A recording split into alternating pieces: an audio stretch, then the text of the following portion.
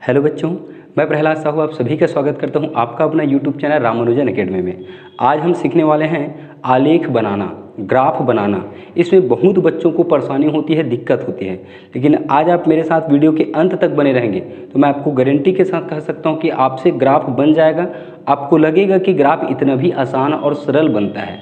किसी भी समीकरण का आप ग्राफ बहुत ही आसानी से बना पाओगे। और ये जो टॉपिक है वो आपकी कक्षा 10वीं का दो चरों का रैखिक समीकरण, उसमें आपको ग्राफ बनाना होता है, आलेख बनाना होता है। तो यहाँ पे मैं दो समीकरण लिया हूँ, इसका हम ग्राफ बनाने के लिए सीखेंगे एकदम आसान तरीके से।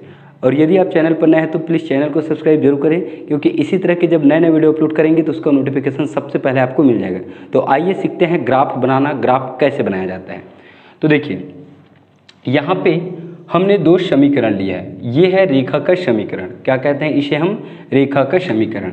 इस पहले समीकरण को मैं समीकरण 1 नाम दूंगा और दूसरे समीकरण को मैं समीकरण 2 नाम दूंगा। क्या नाम दूंगा? समीकरण 2। अब हम समीकरण 1 में जहाँ हमें x दिख रहा है वहाँ पे हम 0 रखेंगे। क्या रखेंगे? 0। ठीक। समीकरण 1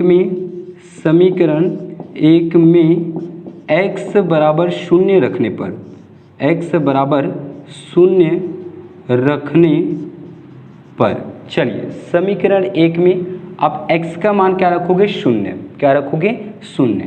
तो यहाँ पे 0 आ जाएगा, तो 3 गुणा 0 प्लस 2y बराबर 12। क्या मिलेगा? 12। 3 शून्य में 0 होगा, अर्थात ये 0 बन जाएगा। इसे छोड़ दीजिए, इसे लिखने का कोई मतलब नहीं है। बचेगा आपके लिए 2y, तो 2y इज इक्वल टू 12। 2 जो है यहाँ पे y के साथ गुणा में है, तो इनको पक्षांतर करेंगे तो y का मान हमें मिलेगा 12/2, और 12 को जब हम 2 से भाग देंगे तो y का मान मिलेगा 2 छक्के 12। क्या मिलेगा? 6। ठीक। अब जैसे हमने समीकरण 1 में x बराबर 0 रखा, तो बोलिए आपका y क्या बिगाड़ा है? भाई y के बराबर भी 0 रखिए। जब y बराबर 0 रखोगे तो आपको x का मान मिलेगा। ठीक। चलिए समीकरण 1 में ही हम y का मान 0 रखते हैं। मैं समीकरण 1 दोबारा नहीं लिख रहा हूँ, बस y बराबर 0 बस लिख रहा हूँ, तथा करके, तथा y बराबर 0 रखने पर, 0 रखने पर जहाँ पे आपको y दिख रहा है वहाँ रखना है 0, अर्थात यहाँ पे y है। देखिए 3x सेम रहेंगे, तो 3x प्लस 2y, y की जगह क्या आएगा? 0 बराबर 12। बराबर में है आपका 12। यहाँ से 2 शून्य में 0 हो जाएगा, तो 0 को लिखना जरूरी नहीं है, उसे छोड़ दीजिए। तो सिर्फ बचेगा आपका 3x। क्या बचेगा? 3x बराबर का 12। 3 जो है वो x के साथ गुणा में है, और गुणा का पक्षांतर होता है भाग, तो x का मान मिल जाएगा 12/3। 12 को हम 3 से काटेंगे तो 3 चौक होता है 12, तो x का मान मिल जाएगा आपको 4। क्या मिलेगा? 4। ठीक। देखिए इस तरह से हमें 4 मान मिले। 0 रखने पर 6 मिला, और फिर 0 रखने पर हमें 4 मिला। इन सभी को हम एक बढ़िया से बॉक्स में बंद कर देते हैं, एक टेबल बना लेते हैं, समीकरण 1 का टेबल। क्योंकि पेपर वाले जो देखेंगे ना वो आपके टेबल को देखेंगे, समीकरण 1 का टेबल। तो यहाँ पे देखिए मैं समीकरण 1 के लिए एक टेबल तैयार कर लिया बढ़िया से, साफ साफ। आप भी बिल्कुल क्लियर बनाएं, जितना क्लियर बनाओगे उतना आपका बढ़िया लगेगा। ठीक। चलिए यहाँ पे x आएगा और यहाँ पे आपका आएगा y। ध्यान से देखिए यहाँ पे टेबल में हम इन मानों को कैसे फिल करेंगे, कैसे भरेंगे। x का मान हमने 0 रखा तो y का मान मिला हमें 6, तो x के लाइन में जब हम यहाँ 0 रखेंगे तो जस्ट y के नीचे में मिलेगा आपको 6। क्या मिलेगा? 6। इन दोनों को हमने वहाँ पे लिख लिया। अब y का मान 0, देखिए y का मान 0, तो y के लाइन में जाइए यहाँ पे, तो यहाँ यदि आप 0 रखोगे तो आपको x का मान मिलेगा 4, और x आपका ऊपर है तो यहाँ पे मिल जाएगा आपको 4। ये टेबल में हमने मानों को ऐसे भर लिया। आपको कठिन लगा इसको भरना तो आप एक काम करना, ऐसे भर लीजिएगा। ये क्रम याद रखिए, यहाँ आना, फिर यहाँ आना, फिर यहाँ जाना। यहाँ पे आप यहाँ से स्टार्ट करोगे तो वहाँ से स्टार्ट होगा, तो देखिए 0 आएगा पहले, फिर 6 आएगा, फिर 0 आएगा, फिर आपका 4 आएगा। ये आपको अच्छा लगा ये तरीका? ऐसे ही बना लीजिएगा।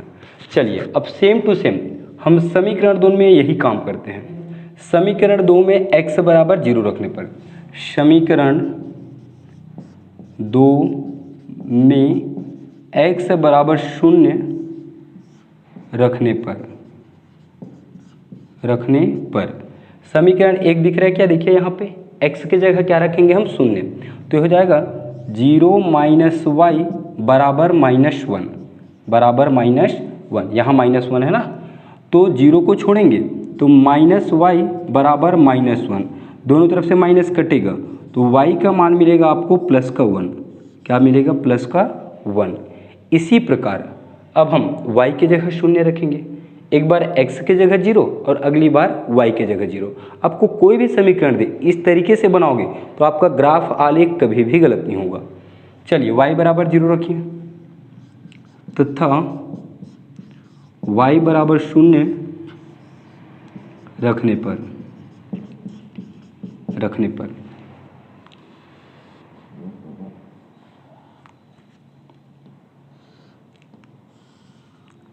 y बराबर 0 रखने पर यहाँ पे y की जगह क्या रखेंगे हम? 0। तो x - 0 बराबर -1, तो x बराबर होगा -1। क्या होगा? -1। समीकरण 2 का फिर एक टेबल बढ़िया सी समीकरण 2 का टेबल देखिए, समीकरण 2 का टेबल। अब समीकरण 2 हम यहाँ से स्टार्ट किए थे, सभी मानों को चलिए इस टेबल में हम रखते हैं। x का वैल्यू 0, यहाँ x लीजिए और ये y लीजिए, या आप इस तरीके से भरिए, 0 से प्रारंभ करिए, 0 फिर 1 फिर 0 फिर आपका -1। टेबल आपका कंप्लीट हुआ। ठीक, तो टेबलों में मानों को रखना बहुत आसान है।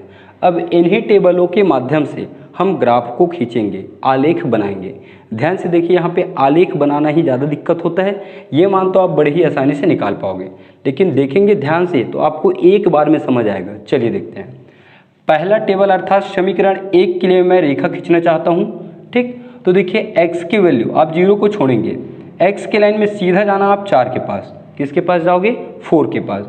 4 किस में है? यहाँ पे प्लस में है, तो 4 यहाँ पे है देखिए x के लाइन में। ठीक, यहाँ पे आएगा आपका प्लस। ये संख्या रेखा तो आप बना लोगे ना, संख्या रेखा में दिक्कत नहीं होना चाहिए। संख्या रेखा देखिए, ये y का लाइन होता है, 0 से ऊपर जाते हैं वो प्लस y होता है, 0 से नीचे का -y, और 0 से यदि हम दाईं ओर जाते हैं तो +x, 0 से बाईं ओर आते हैं तो -x।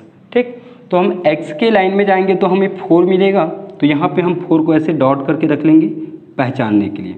ठीक, y के लाइन में 0 को छोड़ना है आपको, 0 से लेना देना नहीं है।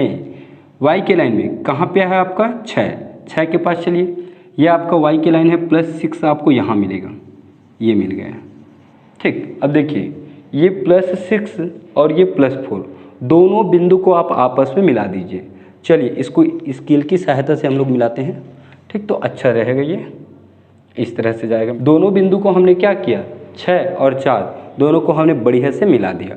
अब मिलाने के बाद इस पॉइंट का यदि आप नाम लिखना चाहते हो 6 का, तो नाम लिखना देखिए बहुत आसान है। यहाँ पे 6 है, ऊपर से नीचे लिखना है आपको, 0 to 6 है, तो इस पॉइंट का नाम हो जाएगा आपका 0 to 6। और इस 4 का नाम लिखना है आपको, किसका? 4 का। तो 4 का क्या नाम पड़ेगा आपका? ऊपर से नीचे 4 to 0। ठीक, ऊपर से नीचे 4 to 0, 4 से 0।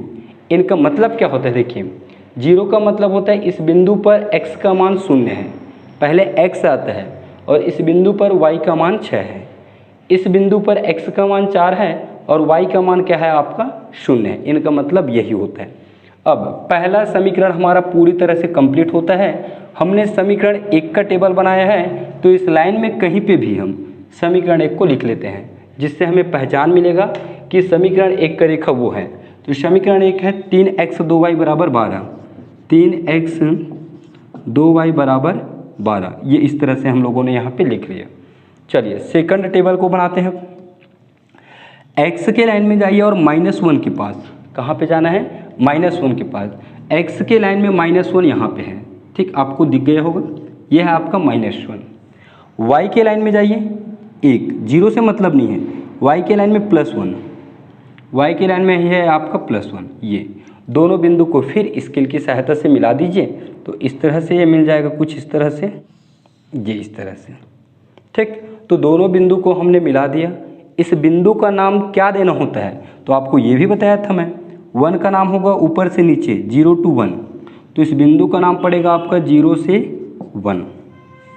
-1 का ऊपर से नीचे, तो -1 to 0, -1 to 0, इसका नाम पड़ेगा -1 to 0, क्या होगा -1 to 0। अब इस रेखा में भी हम इस रेखा का नाम लिख लेते हैं। समीकरण 2 इस रेखा से बना है, ठीक। अब इस रेखा में भी हम समीकरण 2 को लिख लेते हैं, क्योंकि समीकरण 2 से ये रेखा बना है। समीकरण 2 है आपका x - y = -1, यहाँ लिख देता हूँ मैं, x - y = -1, ये इस रेखा का समीकरण है। अब हमें x और y की वैल्यू चाहिए। किसकी वैल्यू चाहिए? x और y की। तो दोनों रेखा एक दूसरे को जहाँ पे भी काटेंगे वहाँ आपको मिलेगा x और y की वैल्यू, उसे हम प्रतिच्छेद बिंदु कहते हैं। जैसे एक रेखा गया तो यहाँ पे दोनों रेखा एक दूसरे को यहाँ काट रहे हैं, तो ये बिंदु होगा आपका प्रतिच्छेद बिंदु, और वहाँ से आप जस्ट x के लाइन में आओगे नीचे, ये इस तरह से, तो आप 2 के पास आओगे तो 2 मिलेगा आपको x का मान, और यहाँ से आप इधर आओगे y की साइड तो आपको मिलेगा 3, तो यहाँ पे मिलेगा आपको 3।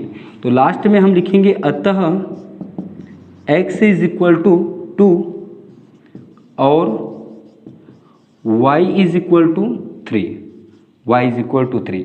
बस इतना ही करना होता है। इसी को हम कहते हैं आलेख विधि। आलेख विधि से x और y का मान निकालना ये होती है, ठीक। वीडियो आपको अच्छा लगा तो अपने फ्रेंड लोगों को शेयर करिए और लाइक भी कर दीजिए। मिलते हैं नेक्स्ट क्लास में। नेक्स्ट क्लास में हम लोग पढ़ेंगे विलोपन विधि। क्या पढ़ेंगे? विलोपन विधि। तब तक के लिए जय हिंद, वंदे मातरम।